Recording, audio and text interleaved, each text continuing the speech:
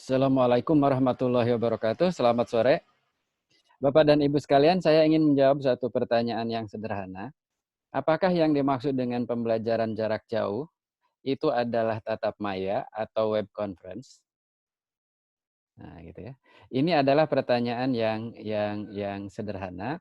Terkait dengan hal itu, saya ingin menjelaskan Bapak Ibu sekalian, meluruskan apa yang dimaksud dengan pembelajaran jarak jauh atau distant learning system.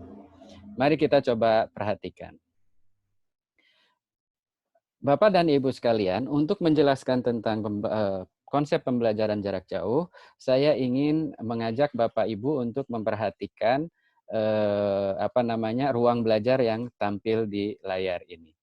Bapak dan Ibu sekalian, proses pembelajaran sebenarnya bisa terjadi tidak hanya dalam proses tatap muka atau ruang belajar satu. Tapi proses pembelajaran dapat terjadi dalam dua situasi secara garis besar.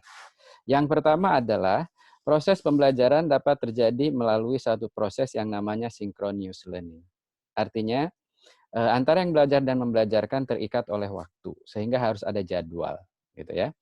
Nah, kemudian yang kedua, proses pembelajaran itu bisa terjadi secara asinkronus.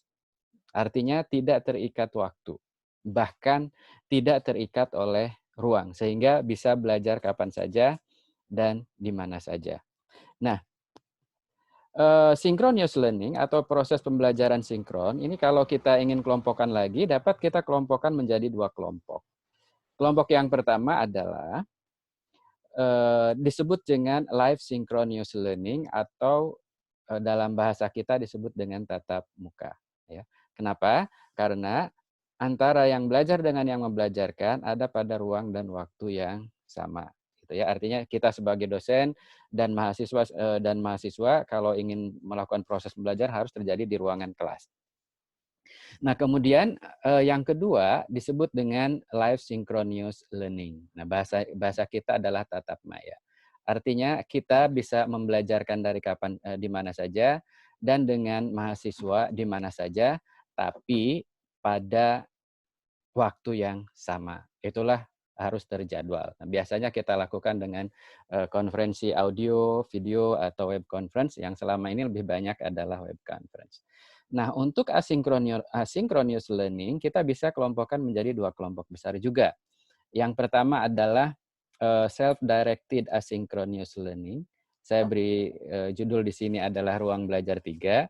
Artinya, di sini proses pembelajaran terjadi kapan saja dan di mana saja sendiri, begitu ya. Sehingga mahasiswa dapat mempelajari sesuatu dengan cara mempelajari bahan ajar digital atau learning object kapan saja dan di mana saja. Kita berikan itu kepada mereka misalnya. Nah, kemudian yang kedua adalah kolaboratif asynchronous learning. Jadi kolaborasi interpersonal. Jadi proses belajar yang melibatkan kolaborasi antara satu atau dua orang lebih, tapi terjadi kapan saja dan di mana saja, tidak terikat waktu, tidak terikat oleh ruang. Biasanya kita buat dalam bentuk forum diskusi, atau mungkin kita berikan tugas secara online, baik individu maupun kelompok, sehingga dalam pelaksanaan itu terjadi proses interaksi antara siswa dengan siswa lain atau mahasiswa dan mahasiswa lain, mahasiswa dengan kita atau mahasiswa dengan resources person lain untuk menyelesaikan tugas yang kita berikan kepada mereka, gitu ya. Nah, pertanyaannya adalah Bapak dan Ibu sekalian, ketika kita menghadapi wabah coronavirus disease 19 ini, otomatis semuanya bekerja dari rumah. Otomatis dosen harus mengajar dari rumah dan siswa atau mahasiswa belajar di rumah masing-masing. Nah, pertanyaan yang sangat menggelitik adalah adanya satu pemikiran bahwa kalau begitu untuk menggantikan tatap muka cukup dilakukan dengan tatap maya.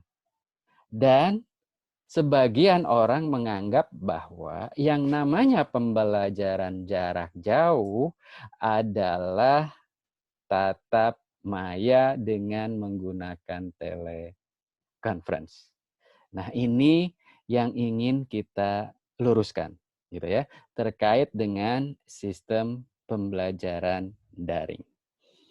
Nah, Bapak dan Ibu sekalian, sebenarnya apa sih yang dimaksud dengan pembelajaran jarak jauh?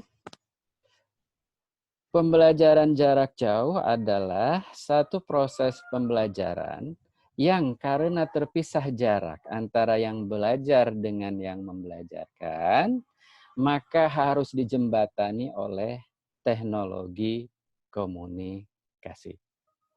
Itu yang pertama. Yang kedua, karena terpisah jarak antara yang belajar dengan yang membelajarkan, membawa konsekuensi bahwa proses pembelajarannya harus terjadi secara asinkronus.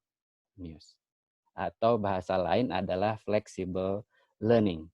Ya, asinkronus berarti fleksibel, bisa dilakukan kapan saja dan di mana saja sesuai dengan kondisi dan kecepatan belajarnya masing-masing.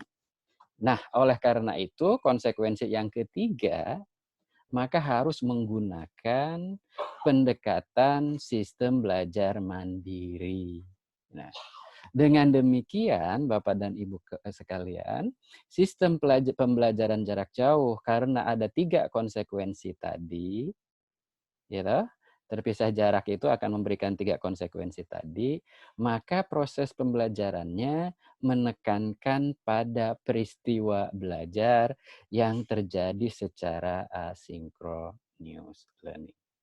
Artinya lebih besar porsinya kita upayakan dengan mengoptimalkan proses belajar yang terjadi di ruang belajar 3 dan ruang belajar 4. Misalnya, katakanlah kita menggunakan teknologi yang sudah kompleks, misalnya kita menggunakan learning management system, misalnya Google Classroom, Edmodo, Moodle, Microsoft Teams, dan lain sebagainya. Maka kita bisa deliver konten kepada mahasiswa kita. Bentuknya adalah learning object, bisa video, animasi, slide presentasi, video presentasi, dan lain sebagainya, supaya mereka bisa belajar kapan saja dan di mana saja. Nah, tapi kita harus sandingkan dengan aktivitas belajar di ruang belajar 4. Kenapa? Karena bagaimana kita bisa mengukur, bagaimana kita bisa memastikan bahwa konten yang kita berikan ini telah dipelajari oleh mahasiswa kita di sini. Kalau kita tidak dilakukan proses pembelajaran yang sifatnya kolaboratif tersebut. Nah, gitu. Oleh karena itu biasanya materi kita berikan di follow up dengan diskusi. Untuk memastikan itu, materi kita berikan, kita follow up dengan tugas. Materi kita berikan, kita follow up dengan kuis. Untuk memastikan itu. Atau materi kita berikan, di follow up dengan diskusi dan kuis. Atau materi diberikan, kita follow up dengan kuis dan tugas. Nah, ini salah satu contoh proses pembelajaran yang dilakukan di ruang 3 dan ruang 4.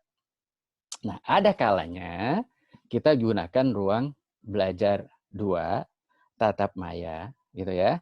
Ini bukan untuk melakukan lecturing di sini mestinya, gitu. Tapi untuk melakukan tanya dan jawab, untuk melakukan kita meminta mahasiswa untuk menunjukkan hasilnya, menjelaskan di situ, bukan kita memberikan ceramah kepada mahasiswa. Kalau hanya sekedar ceramah, cukup ceramah itu direkam, divideokan, dan kita gunakan ruang belajar 3 saja. Gitu. Nah, sehingga Bapak dan Ibu sekalian, untuk menjawab pertanyaan tadi, maka jawabannya adalah pembelajaran jarak jauh bukan atau tidak identik dengan tatap maya. Tatap maya saja atau web conferencing saja belum sah, belum cukup untuk dikatakan itu sebagai implementasi dari pembelajaran jarak jauh. Hanya salah satu bagian kecil dari proses pembelajaran jarak jauh. Nah, oleh karena itu, Bapak dan Ibu sekalian, terkait dengan coronavirus disease 19 dan kita teach from home, Bapak dan Ibu sekalian, sehingga menuntut kita untuk melakukan pembelajaran jarak jauh atau distance learning system, maka kita optimalkan ruang belajar 3 dan ruang belajar 4 ketimbang ruang belajar 2. Ini dari sisi konsep. Kemudian dari sisi praktis di lapangan Bapak dan Ibu sekalian, proses pembelajaran di ruang belajar 2 karena kita melibatkan teknologi teleconference atau teknologi asinchronious, apakah web conference atau apalagi video conference, itu menuntut bandwidth yang cukup besar. Nah, sehingga saking seringnya dosen misalnya memberikan proses perkuliahan hanya dengan tatap maya saja, mahasiswa mengeluh. Karena paket kuota mereka, paket data mereka habis. Atau ketika pun menggunakan asynchronous learning, kebanyakan dosen hanya memberikan tugas saja. Tidak memfasilitasi proses pembelajaran yang terjadi di 3 dan 4. Nah, ini juga belum melaksanakan pembelajaran jarak jauh secara utuh.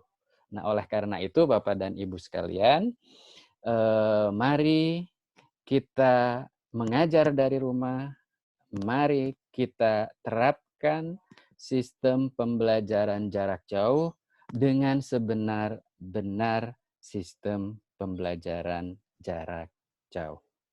Tatap maya saja atau web conference saja itu belum bisa kita katakan sebagai implementasi pembelajaran jarak jauh. Asynchronous learning saja hanya memberikan materi di ruang belajar melalui ruang belajar 3 tanpa ada interaksi yang intensif di ruang belajar 4 antara guru atau antara mahasiswa dengan dosen, mahasiswa dengan mahasiswa, maka rasa-rasanya proses pembelajaran daringnya, proses pembelajaran jarak jauhnya belum sempurna. Namun demikian, mari kita laksanakan, mari kita upayakan kombinasi dari 3 ruang belajar tersebut untuk melaksanakan pembelajaran jarak jauh sebaik-baiknya pembelajaran jarak jauh.